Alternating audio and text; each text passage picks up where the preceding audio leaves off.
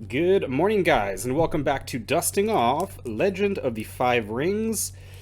More Crane stuff. This time, this Lotus Edition Crane Clan deck. I don't know what's in this. I didn't play during Lotus Edition. I do have some Lotus Edition cards. Mostly stuff that got printed towards the end of Diamond, and a couple just random singles I've picked up. This says winner of the Fate of the Five Rings GenCon Indy 2005, so over 20 years ago. Yeah, so let me read this. So it's 100 cards, some stuff. That is fancy April-y artwork with, I believe that is the Doji Kurohito from Lotus Edition. I hope he's in here because I don't think I have a copy of that guy. Those who sneer at the crane have merely been blinded by the light. Yeah, sure. The crane of the left hand of the emperor, the soul of art and culture. Yeah. A crane will do nothing if he cannot do it with perfection. This low-key was actually something really interesting. When the Dark Virtue cards first got printed, I think those were during Lotus Edition, if memory serves, or it could have been late Diamond. I don't remember. But it was really interesting to me that perfection was a dark virtue, and that's like what the crane are like striving for at all times. I just thought it was really funny. They number among the most brilliant politicians, artists, and swordsmen in the empire. Even their eternal enemies, the Lion Clan, now stand beside them. Whatever troubles may lay in wait for the Empire, surely a brilliant future awaits the esteemed House of the Crane. That's I'm pretty sure that's a reference to the very first stronghold that the Crane had, the esteemed house, back in the old Robo Crane days. As far as their enmity with the Lion, I think I think that was because at one point, like Kikita called Matsu like a slut or something like that. I don't remember. During Dawn of the Empire, I think there was a card, and it's what is it called? I don't remember what it's called, but it's basically Matsu saying that, like, like there is enmity between us now. Yeah. Okay, so let's give this a look. I've been waffling for actually, is there a tab I can pull? Oh, there's a tab I can pull. Okay. Yeah.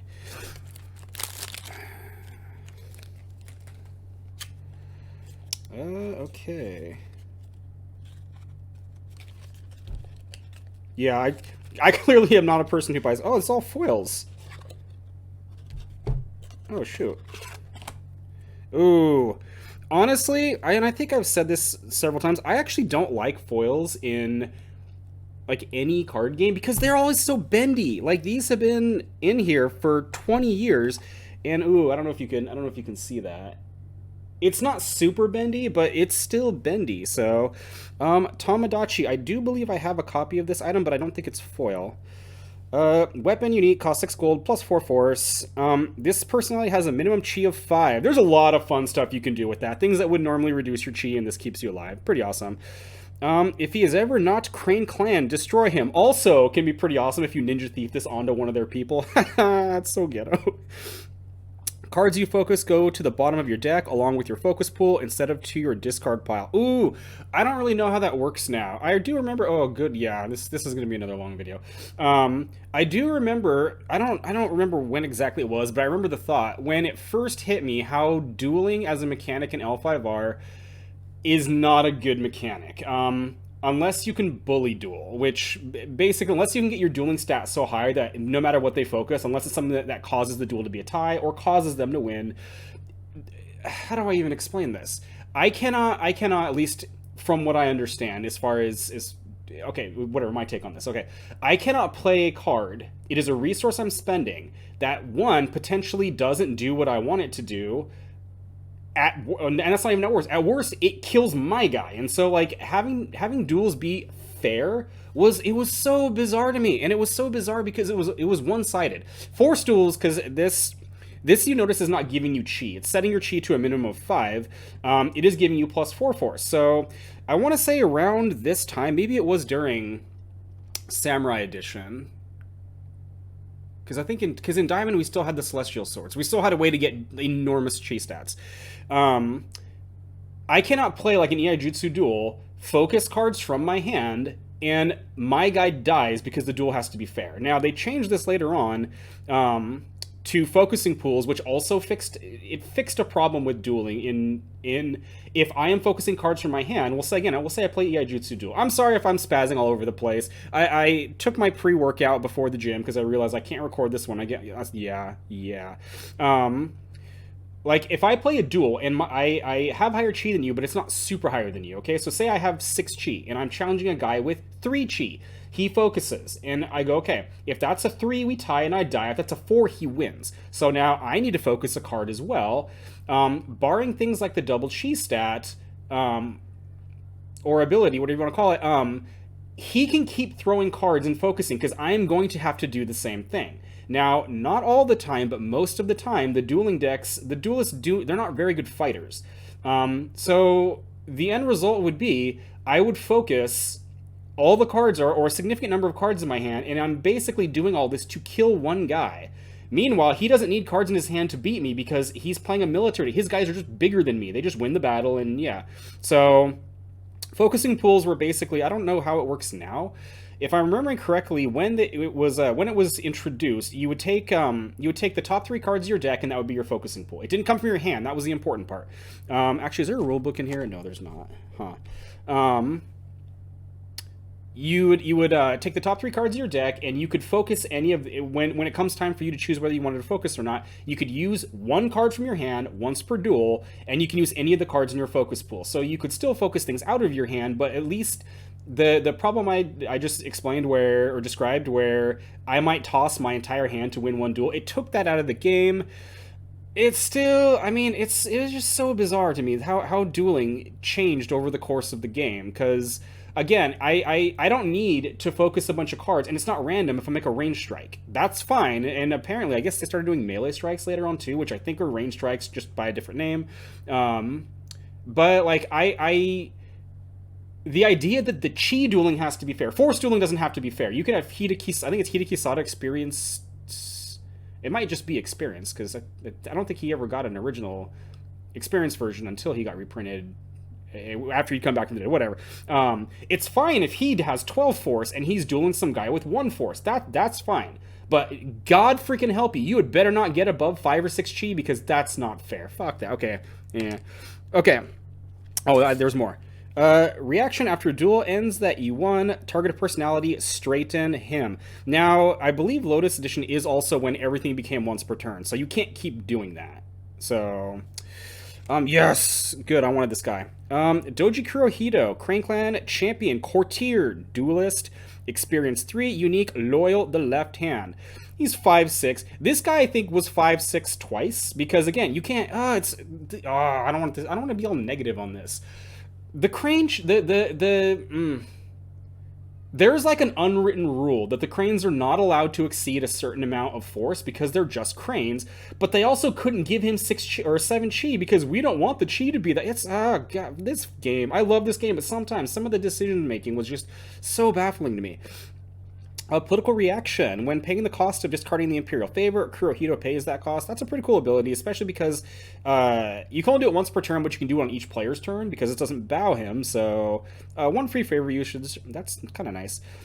Duelists in this army have the ability, political battle, target an opposing personality, issue him an unrefusable challenge. So that will affect him because he is a duelist. And I guess he's just letting all your other duelists get a free duel. So that's pretty awesome, actually. I do kind of like that. 5/6 for 12. I think the Diamond Edition Kurohito costs 13 if memory serves. Whatever, I'm happy. Okay, I don't know what this is doing in here. I don't know if these cards are fixed or not. So Go-Hai Sensei. This is a Lion Clan Sensei, so I can't actually play this. Wait a minute. Okay, I don't actually. Okay, I thought this was a deck. Whatever. Lion Clan Sensei. This is the harpooning one. You cannot destroy the current attacker. The current province as the attacker unless there was a defending unit there at some time this battle, or the defender controlled no units when resolution segment began. Basically, it's dishonorable to go destroying provinces without people to defend it. So, and yeah, reaction after infantry maneuvers, target an attacking tactician you control. The defender targets a unit he controls. Straighten the unit, assign it to the tactician's battlefield, even if illegal. So it harpoons somebody in. when when this mechanic first came, because this mechanic was around during Diamond Edition, if memory serves, it always made me it always made me laugh because I think Crane's my favorite faction. I think Toturi proved that Akodos would make the best emperors, but it was always really funny to me the idea of these honorable lion warriors who are like, you know, the epitome of Bushido. Because I think a lion samurai, specifically an Akodo, is probably what the average person, that fits what they think of when they think of a samurai. You know, honorable, brave, loyal to his lord. And then you have stuff like this where it's like they'll drag like poets into battle, like the lion go, we're honorable fighters and we're not smashing this province without any defenders. You freaking yeah, you poet over there, get over here, and the poet's like, no, I don't want to be in the battle. Oh my! Like Akita Shijin, who has no business being there, the lion, or like the honorable lion, or like come over here, doing the scorpion thing. That's funny. A favorite return. This also. Wait a minute. I wonder. This is a deck. I'm wondering if. Okay, maybe I shouldn't be looking too far ahead. Because most decks come with, most of the starters had a random element to it. I believe there were fixed cards, but I want to say there was like a pack's worth of random cards them. I don't know. Favorite returns of holding. This holding and gifts and favors completely changed L5R in my opinion. Because L5R, I love it. It is such a flawed game, but it's so great. This is a fixer holding. I believe this is worded slightly differently. Than the one I have, because I think I have the original one from is it Hidden City? I don't know, whatever. So basically these were holdings that this and gifts and favors were designed to make it so that you didn't just auto lose because you didn't flip any holdings on the first turn, because that would happen not a super large amount of the time, but it happened a little bit more than I liked. Where like say and I think one of my friends, he played Lion, we would have games like this where he goes first because the Lion Strongholds have 7 starting honor, they get to go first. He would flip his holdings and he would play like a Jade Works, or he'd play a Copper Mine. I would go second as Crane. No, there's nothing there. I have to toss all the cards, and the game's probably over. It's not necessarily over. The game's probably over because he basically gets an entire extra free turn. So he's playing Lion. If you play someone like a Kota Ijiyasu or some Lion who is perfectly capable of taking Crane provinces on his second turn, I am going to start losing provinces without any people in play. And the game just snowballs. It snowballs so badly. So it's pretty awesome. Scour the Earth. Recon Limited, target a ninja, harrier, or scout personality you control, target a province. If you destroy that province as the attacker this turn, destroy all resource region hate. I think this was against that stupid, is it the Coal Wall, that region stronghold that like broke the game for Unicorn? Reaction: before a range attack from a ninja, harrier, or scout with achieve at least 3 targets a card. The range attack may target a personality even if he has foes. I think I actually have these, but they're not foil. And this is in Diamond, yeah, because I think the Coal Wall was in Diamond. I think it was in Lotus too, but I think it got errated in Lotus. Yeah, so in this case it would be Harriers. I guess Scouts too. I don't know how many Scouts the Crane had back then, but they did have Harriers, so you can use this to shoot somebody even if they have followers on. So that's pretty awesome. Oh, this holding is freaking great, and I don't have any foils of these. Murasubishi Toshi. It's a marketplace and a port. The Crane play this. It's mostly a Crane card, but I believe the Mantis would play this too, because Daidoji Merchants, I believe, keyed off of this. Bow this card, produce 2 gold, or produce 4 gold if paying for a Crane Clan personality with a printed gold cost greater than 7. So 8 or more, so that's pretty awesome. This with your Stronghold buys a lot of Crane people at full to gain honor, even though I think at this point it may have only been once. Actually, no, in Lotus, I don't know if it was once per turn. I don't remember if even in Diamond it was once per turn. Oh god, it's been again. This deck was printed 20 years ago, and it's been a minute. Disavowed. Targeting Dishonor an unbowed Harrier personality you control. He produces either a range 6 attack or 2 consecutive range 3 attacks. You may then move him home. So yeah, again, the Harriers, they were like, we are tired of having to be the honorable ones when everybody else is like, it's not dishonorable when I do it. So the Crane were like, yeah, it's time to do it. Get bent. Doji Coin. Cost 7. He's a 2/3 magistrate. After an honorable... Actually, I think I have this guy. After an honorable personality controlled by another player bows due to a card effect, bow coin. Target the personality. His controller chooses whether coin dishonors him. If he is not dishonored, gain 2 honor. So it's Crane honor running, and I guess it does deal with the dishonoring things you can do. Weigh the cost. This card was freaking awesome, too. This card also got nerfed. I think this card got nerfed. When this card is revealed as a focus, add 1 to its focus value, and that to one of your other cards. To one other card, you focus this duel. So again, this only focuses for 3, but reality check, this mostly focuses for 5. If 2 focus cards are played, because it turns itself into a 4, and then it gives something else a bonus. Great card. This card is actually really freaking awesome altogether. I think that's that's the Emerald Champion if memory serves. Oh good lord. He started as a Daidoji Hachi / Yasuki Hachi. Target and move a samurai personality you control home from the current battlefield. You may target a personality in the current enemy army. If you do, give him -3 force. Regardless, either raise or lower the current province's strength by 2, then bow your samurai. I want to say actually no, I can't remember if you could do this. At some point, for most of the game, maybe not most of the game's history, for a good chunk of the game's history, you could not target your own bowed people. It was just a game. It was just a rule of the game. I want to say at some point, they got rid of it, and I think you can use that with this, and that's why I think maybe they got rid of it around this time, because you could bow one of your people to do something awesome, and then you can get him out of home. You can send him home so he doesn't die, and it also raises your province strength and lowers your force. This was a huge swing. This card's awesome. I love that card. I want to say it used to draw you a card too. I think the other card was called the Fortune Smile, that I think was very similar to that, and I think they drew you cards. I don't remember. Asahina Kasai, Fire Clan, Crane Clan, Fire Shugenja Courtier. Bao Kasai, look at the top 4 cards of your Fate deck. You may rearrange them. You may show one, then put it into your hand. If it is an action card, and any of its abilities unconditionally produce challenges. There's a lot going on with this.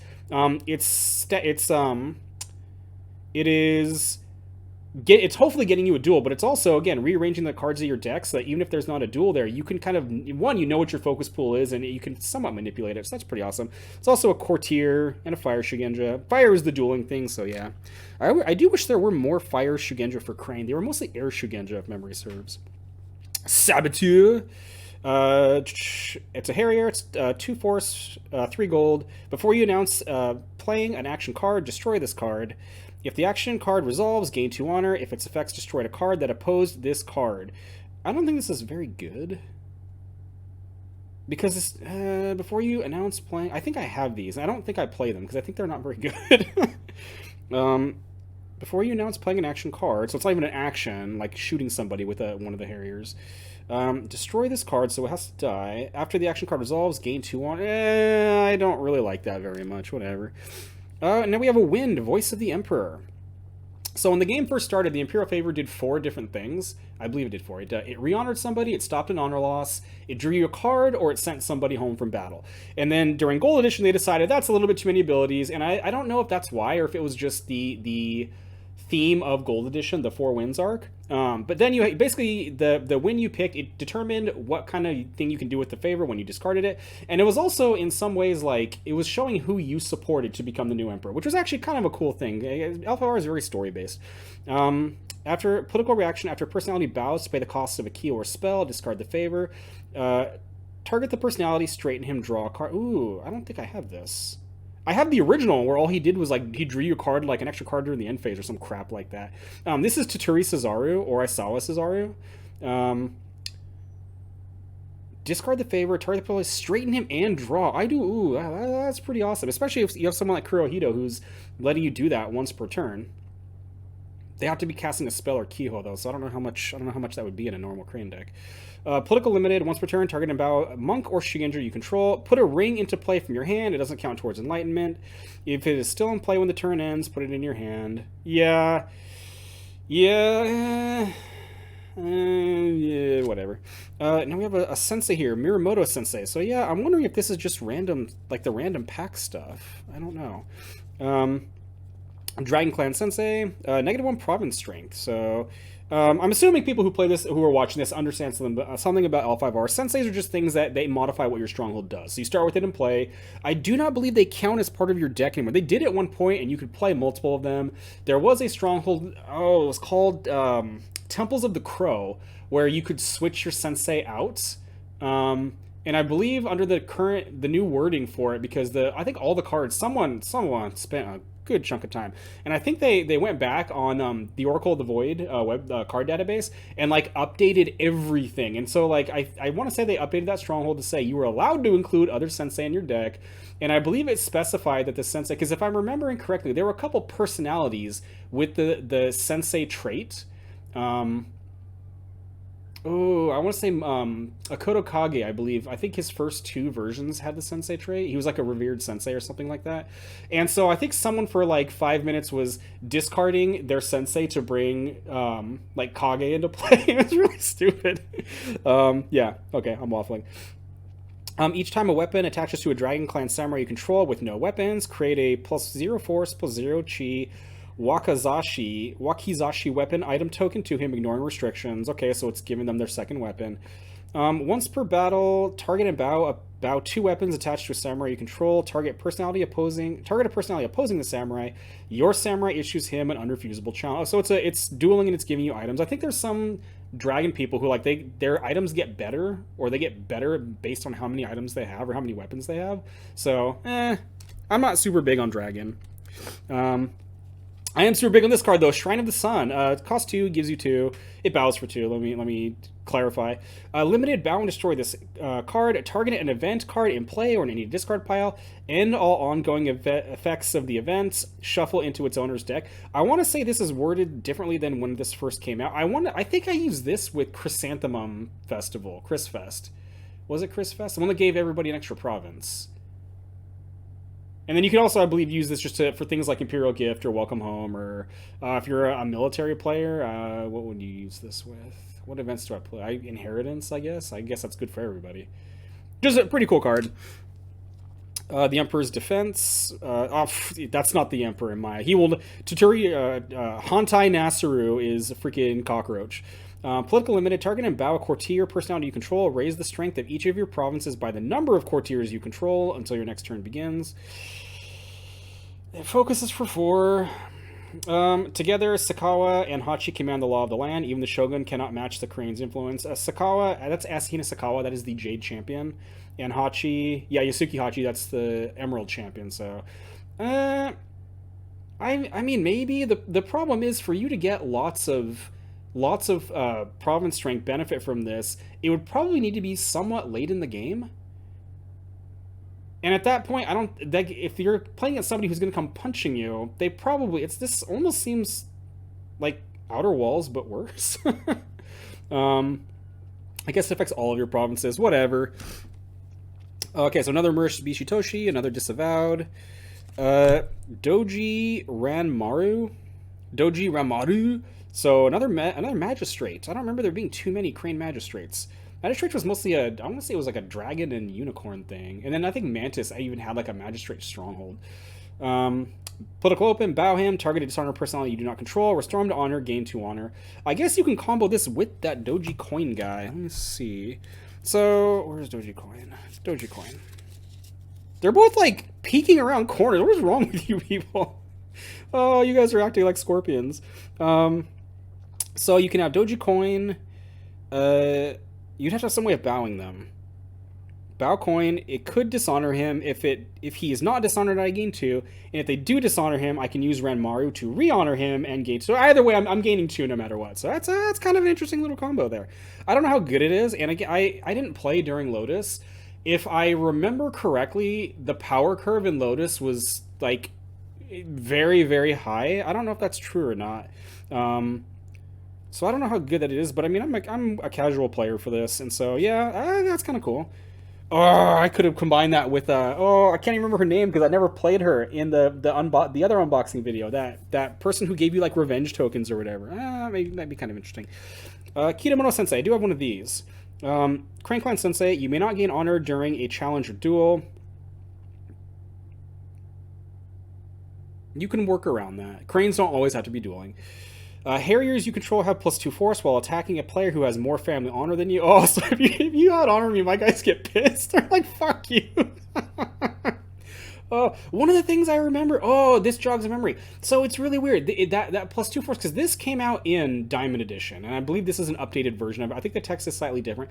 But some of the first Harriers we saw weren't even allowed to attack. It's like they had rules that said that they were not allowed to assign or move into attacking armies. Oh, man, it was all over the place. Battle, target up to 2 defending samurai personalities you control at another battlefield, move them to the current battlefield.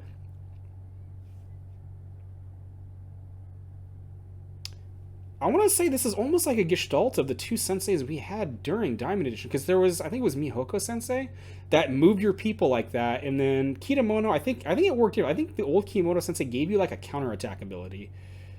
I don't know. That's pretty cool. Honored Sensei. I guess this would be another thing that you would try to get out with Temples of the Crow. Bow this card, produce 2 gold. Bow this card, produce 3 gold, and gain 1 honor if paying for a human or Naga personality with neither the Shadowlands trait nor your faction trait. I think I played this in something, but I can't remember what it was. Human or Naga personality that has neither Shadowlands nor your faction trait. What was I? I know I was doing something with this because that sounds really familiar. I don't know. Scouring. Oh, this is. I think I remember this card. Scouring the Shadows. Target and bow a Ninja Harrier or Scout personality control at the current battlefield. He produces a range attack with a strength equal to the highest force among all personalities opposing him. I want to say this should just kill whatever it's shooting at, because there's no way their force is high enough to survive this. I don't think. Bow a Ninja Harrier or Scout. So I guess Scorpion can play that too. Lion Scouts can play that. Crane Scouts can play that. Marketplace. I don't think I have any foil Marketplace. That's awesome. This is just the stock holding. Bow it for 2, and if you're a Crane, you bow it for 3. Matters of gold and commerce are beneath a samurai, but a true servant of the emperor cannot overlook any advantage. Yeah, you're just saying, give me more money. I want to say the gold edition flavor text in this was like, the marketplaces of the Crane didn't close for the funeral of Yasuki Taka. Yasuki Taka was a wily trader. He was in the, I believe he was in the very first set. And I think the joke is that like the Crane, even though they're supposed to be the master merchants and masters of the marketplace, like Yasuki Taka was like he was better at bargaining than they were. Stay your blade. This card's freaking awesome. Target, bow, and move home an opposed samurai you control at the current battlefield. Draw 3 cards. Amazing card in my opinion. That card's awesome. Unfortunately, what does it say? The Emperor and Shogun stand as one, but for how long? I want to say the original flavor text was basically Hantai Nasru going, like, Kanika going like, you sent men to kill me, you bastard, and Nasru's like, but without that, you would never prove that you're amazing. Hantai Nasru, that guy, I'm glad he's dead. Doji Nio. I wonder if this is, no, because this is, I don't think Neo Sensei you can play that in Crane. I don't know, maybe it's just a random coincidence. Crane Clan Courtier, political reaction. After a personality is destroyed, bow Neo and discard a card. The player who controlled the personality when he was destroyed may gain 1 honor. So this gives you 2. But you have to toss the card to do it. That seems awful. That seems awful. Yeah, this has the diamond bug too, so I don't really remember this. After a personality is destroyed, I guess this is like a crappy version of Kakita Shijin. Actually, I guess this can target one of their people, but then you're tossing a card to gain 1 honor. Yeah. First and final strike. This was the replacement, I think, for Iaijutsu Duel in what do you call it? Was Iaijutsu Duel in Diamond Edition? I know it was in gold. Maybe it wasn't in Diamond. Maybe it was just Iaijutsu Lesson. Target a personality you control. Target a personality opposing him. Yours issues the other an unrefusable challenge. The winner's controller gains 3 honor if the winner had less chi than the loser before the opportunity to focus or strike. Yeah, because again, the chi duels have to be fair. Like, yeah, whatever. I want to say the way you would actually win with this or gain honor from this is, I believe, the duelist trait. When this was, because I don't think it does, I think the duelist trait now just means you win ties. I can't really remember. But originally the duelist trait said that if you challenge them and your chi is lower, you got to focus first, so that you didn't just auto die. Yeah. Asahina Yoshino. I do believe I have this guy. Crane Clan Air Shugenja. Reaction when paying a gold cost. Bow Yoshino and discard a card. Produce gold equal the card's focus value. This is, I believe, this function speaking, this is the soul of Asahina. Is it Tomako?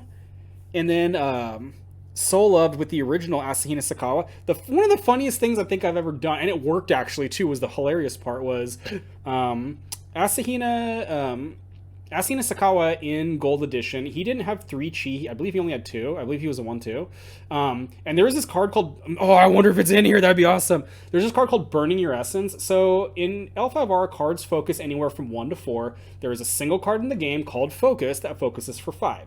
So when you're doing things like duels, like you can largely figure out, outside of a couple exceptions, I want to say there's a card called Excellent Student that I think focuses for like 8, if the circumstances are correct. And then there's a card called a Perfect Cut, which I believe its focus value is their chi or their dueling stat, so it can in theory be extremely high. But there was a card called Burning Your Essence that it focused for 0, but if you were using the Tactician trait to get a force bonus with it, or you were using it in a duel or an ability that somebody had on a person, it focused for 6 and then gave you negative chi permanently. I remember using that with Sakawa to make 6 gold, and it was really fun. It was really stupid, but it was just randomly. I did have games where I would buy like a Silkworks on turn 1, and then I would buy Sakawa on turn 2, and then turn 3 I had Sakawa use Burning Your Essence with that card to produce 6, and I can't remember what I bought with that. I want to say I bought a reduced cost 8 gold personality like Doji Kurohito cheap, and then I would use my Stronghold and these Silkworks to buy Doji Yasuyo because she had higher personal honor at full. It was so random. So yeah, he's a Shugenja. That's kind of cool. And again, I don't think Asuna Sakawa had 3 chi. So we are the only family that names 2 keepers among us. Yet we are the only family that questions the keeper's purpose. I think they're talking about the keeper of, was it keeper of water and keeper of fire? Yeah. Oh, Kyuden Automo. Okay, so we have a stronghold here. I don't know if I have this. You may remove a favor token from your stronghold to pay the cost of discarding the Imperial favor. You may lobby to add a favor token to your stronghold. I don't know how that interacts with Kurohito. I don't think when paying the cost of discarding the favor, Kurohito pays that cost. Okay, so lobbying and okay, so he doesn't interact with that at all, except that you can, I guess, lobby with him to put a token on this. You may lobby to add a favor token to your stronghold. Name a legal wind you don't control. Target and remove a wind.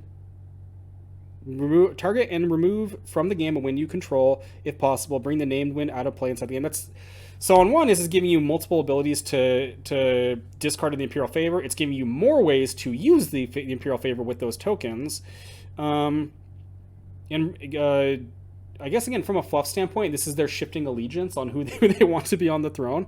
The Diamond Edition version of Kurohito was very interesting because he brought every wind you didn't have, except for the evil one, except for a Dark Heart of the Empire, into play. Again, representing the Crane's Court Mastery. So that's kind of cool. I want to say, again, there was like a brief period of time where... because wind was a keyword, but it was also so I don't remember the exact specifics to it. But I want to say somebody was using that in the open format to bring cards like Secrets on the Wind because it something along those lines. I can't really remember because it wasn't my deck, but that's kind of interesting. 6/4/6. So typical Crane Stronghold stats. Right Hand of the Emperor. This is the militant branch of the Imperial Court. Political battle. If you control an opposed personality at the current battlefield, discard the Imperial favor, target a unit you control, move it to the battlefield so you can use it to get reinforcements. Political limited. Once per turn, target a personality you control and discard a card. Target any number of face-up and non-personality cards in your provinces, put them on the bottom of your deck, and refill the provinces face-up. So this is... Ooh, I want to say that the 2 holdings are... Is it Border Keep? I think it's Border Keep. That has that ability kind of built in on it. And again, it's, I believe, designed to try to avoid those starts where you get no hold. Like, your start is just unplayable. So, I don't know if I ever used this. I was mostly the send home win, because I was usually defending. Masagato Sensei, Crab Clan Sensei. Personalities you control have a maximum force of 4 while I have no followers. Okay, so you need to play followers. Twice per battle, even if this card is bowed. Discard a follower. Target an opposed follower you control at the current battlefield. It performs a battle ability on the discarded one, ignoring costs, as if the ability were on the opposed follower. So, twice per battle, even if this card is bowed.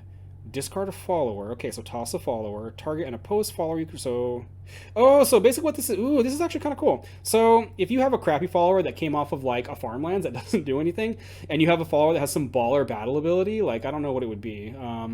Even just something like Spearman. It performs a battle ability on the discarded one, ignoring costs. So that means you don't have to bow to do it. So, because you're probably already bowed, because... Actually, no, because this doesn't bow the follower either. That's actually kind of cool. There was always a little side theme in Crab where you had people that just did things with followers. There was the original one, the Taskmaster. I can't remember what his name was. He was like a 0-2 or a 0-1, but he just gave all his followers +1/4, so the crappy ones were not quite so crappy. Yeah, that's kind of cool. I like that. I think the current Crab deck I'm playing is like Tainted Berserkers or something like that because their forces get kind of crazy, and I don't think that deck... I think it has like those Goblin Berserker followers, because I think my sensei gives berserkers +2 force or something. Maybe my stronghold does it. I don't know. Oh gosh, it's been 35 freaking minutes already. We're gonna cover a couple more, and yeah, this is even less cards. You know what? This is less cards than that box opening, but there's, I think, there's not 3 copies of everything. So supply outpost, this holding is also awesome. It costs 3, it only produces 2, but you bow this card.